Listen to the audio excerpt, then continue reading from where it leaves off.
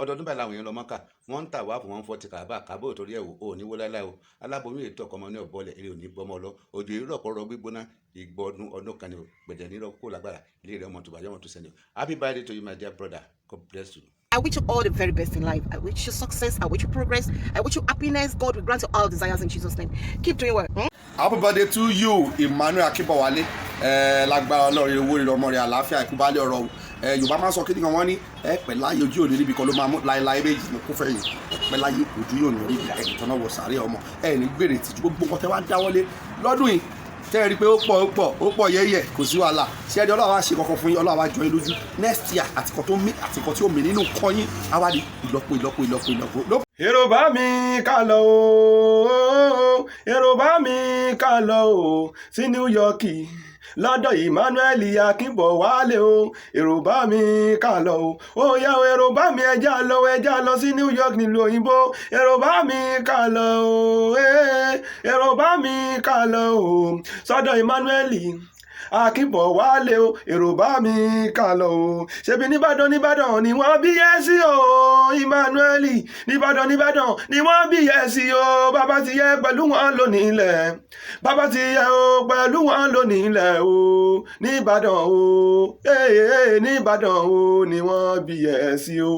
ọlọ́dún ní màmọ́dún ẹ̀ lọ́dún o ọdọọdún láàárọ̀ orógbó ọdọọdún láàárọ̀ àwòsà ṣèbọ́dọọdún láàárọ̀ mọ̀bí lórí àtẹ tó bá ti dọdún pèrègùn amáwọ̀ mi ìwọ̀ amútuntun bọ̀ wá ilé ayé o ayé rẹ̀ ò ní bàjẹ́ láéláé ọmọ ọbẹ̀ ní bẹ́ṣu àtẹlẹsẹ̀ abẹ́ ìnáwó èèyàn tó bá ní kó má bọ̀ nìkan lò ní débálé Emmanuel Akínbọ̀wálé o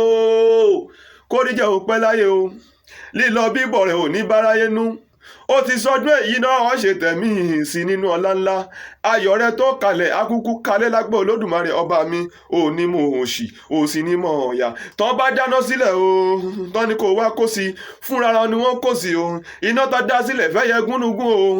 ayẹ mi náà fi ń sun jẹ́ o lágbó Olódùmarè ọba mi tán bá gbẹ́ kòtò sílẹ̀ tán wá tẹ́lẹ̀ lórí tán wá ní kó wá dá kọjá fúnra wọn ni wọ́n jìn sí lágbó Olódùmarè ọba mi torí arágbàgbà la ojú ọtí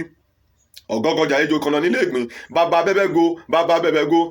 bẹbẹ go níkúnlẹ̀ gògògò ńlẹ̀ ká ọba tètè wáyé ọmọ alágbẹ̀dẹ ló ó bá jẹ́ tó o bá finá wọn ló ṣeun bó o finá o wọn ló ṣeun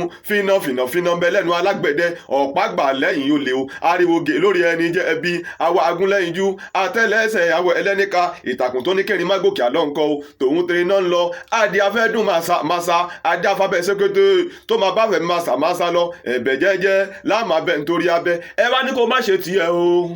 a fi ẹlẹ́sà ayé lọ ni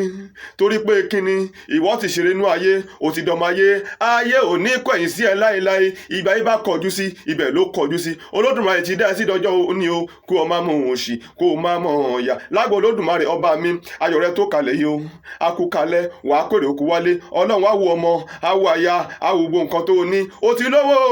àìní lówó ní bá ọmọ lágbára Ọlọ́run ọba mi mọ́mọ́ ti ń jó ṣẹlá happy birthday to you o Emmanuel Akínbọ̀wálé o aka childhood dream ó ti ṣọdún èyí ó ṣe tẹ̀mí ìsinú ọ̀làlá Adéníyì Olúwadémiládé ní kínkí ọmọ bá o ó ní kò ṣọ̀pọ̀lọpọ̀ ọdún láyé o pọ̀dọ̀dún láàárọ̀ orógbó ọdọọdún láàárọ̀ àwùsá ọdọọdún láàárọ̀ mọ́bì lórí àtẹ pé lọ́dún yìí wàá ṣeré inú ayé o ọdún tó ń bọ̀ àwọn abẹ́ ṣe o Adéníyì Awójọbí ó ní kí ẹ pé àṣọdúnmọ́dún láwa àṣọdúnmọ́dún àṣọròmọ́rò láwa àṣọròmọ́rò òhò ọdọọdún ọmọ ṣeré inú ayé Kẹ́fìn Awójọbí o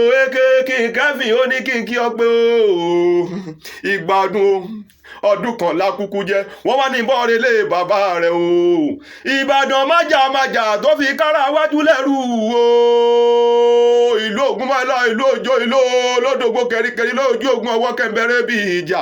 Ìbàdàn ìbánisọ̀rẹ́ àìrànni lọ sójú ogun ìjà gbogbo Ìbàdàn ẹ̀ máa gbọ́ ṣáṣáṣáṣá tún dé ẹ̀yàn máa gbọ́ màyà o ní mo ṣe òsì ní mọ̀ọ́yà lágbo Olódùmarè ọba mi happy birthday to you o Emmanuel Akínbọ̀wálé aka childhood dreams ikú ò ní pa ẹ́ o àrùn ò ní ṣe ẹ́ happy birthday to you o God bless your new age bro.